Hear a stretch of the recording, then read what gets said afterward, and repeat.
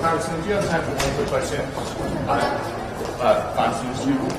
Mitch McConnell filed for a procedural vote on your Green New Deal resolution. I'm just wondering if you have a thought on that, if you think it's ready. I look forward to us having a real vote, not just a procedural vote. Thank you. And what do you think it's going to take to convince Mitch McConnell to act different?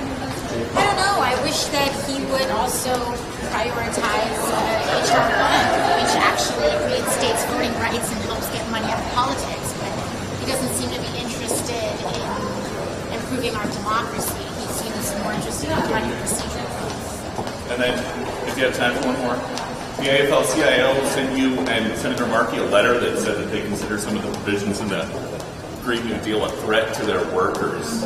What do you say to that? Well, if I recall correctly, the head of the AFL-CIO, Mr. Trumka, did not sign that letter. So I don't know if it's an official position, but what I do know is that the Green New Deal is looking forward. It's all about mass investment in infrastructure and jobs, particularly we're talking about steel workers, electrical workers. There's so much work to do in transitioning to 100% renewable energy, and we have to do that work with union labor. We have to do that work with by reinvigorating our entire workforce. So I don't think that that it's representative of an actual split.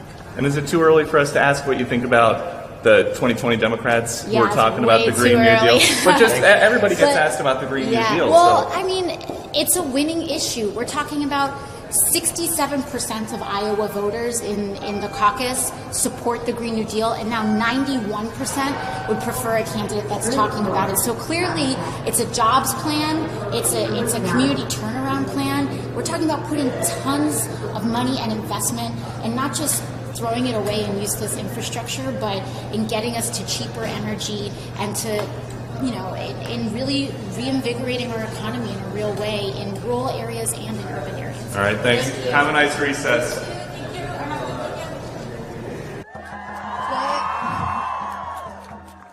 Thank you so much for the invitation.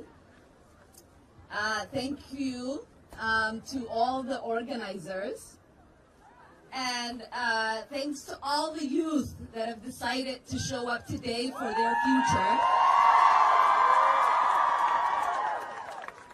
And every single adult that is here to assure that future happens.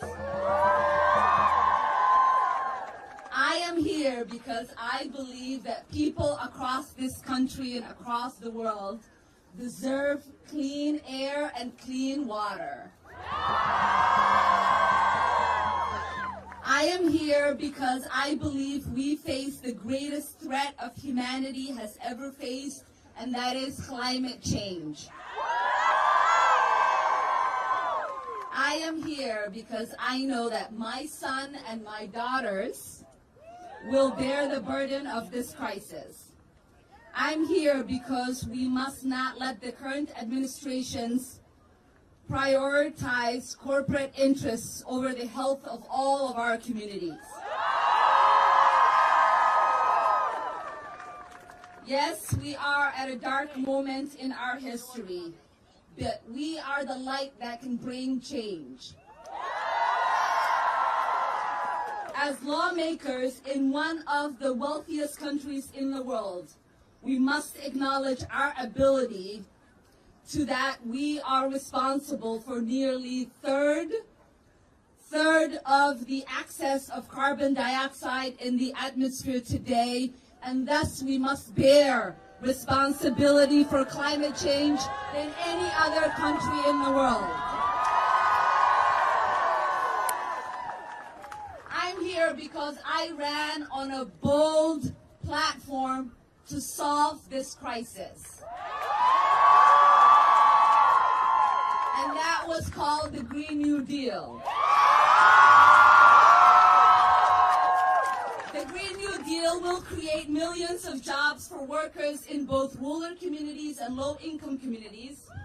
It will help ensure clean energy system and will provide millions of jobs to workers currently in the fossil fuel industry economy and for workers currently shut out of that economy.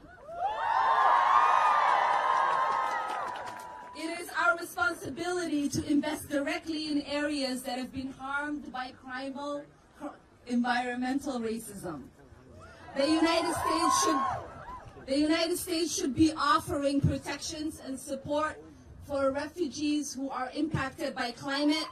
Instead, we are capping the number of refugees that we are settling in this country to only 30,000 people and admitting fewer and fewer by the day.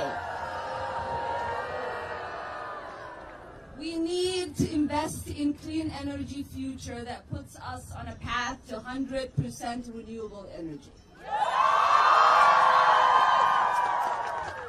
Instead, we are letting the fossil fuel company CEOs dictate how we treat our planet. That is why I'm introducing a bill to end the $20 billion in corporate welfare fuel corporations receive each year. And can I tell you that is one welfare program that I am excited to end.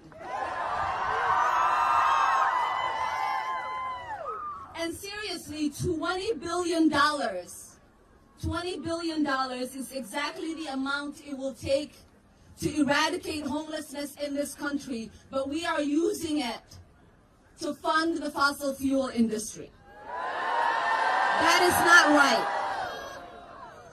And it is unacceptable that we still have communities like Flint that do not have access to clean and safe drinking water. That is why I introduced the Water Act that will provide $35 billion a year to drinking water and wastewater improvements. And we must acknowledge that the waste we create contributes to climate crisis.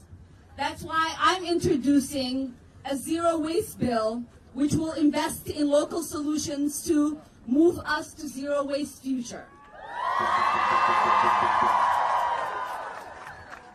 And lastly, we must end the extraction of the dirtiest fossil fuel in the world and keep it in the ground. In Minnesota, the Line 3 replacement pipeline threatens indigenous communities, our drinking water, and perpetuates climate crisis. We have the opportunity to decide the direction of not only our own communities, but our country. I believe in a country where every child has the opportunity to live to their full potential. A country that puts its greatest hope in the future of all children than we do in our memories of the past. A country at its finest, which represents that we as Americans should strive to be united in our diversity. Combating hate and reshaping societal outlooks by reinventing an inclusive democracy is a great task.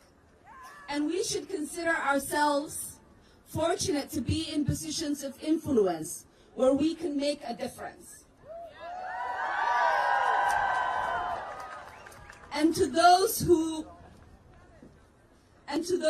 deny the threat of climate change, I have this to say.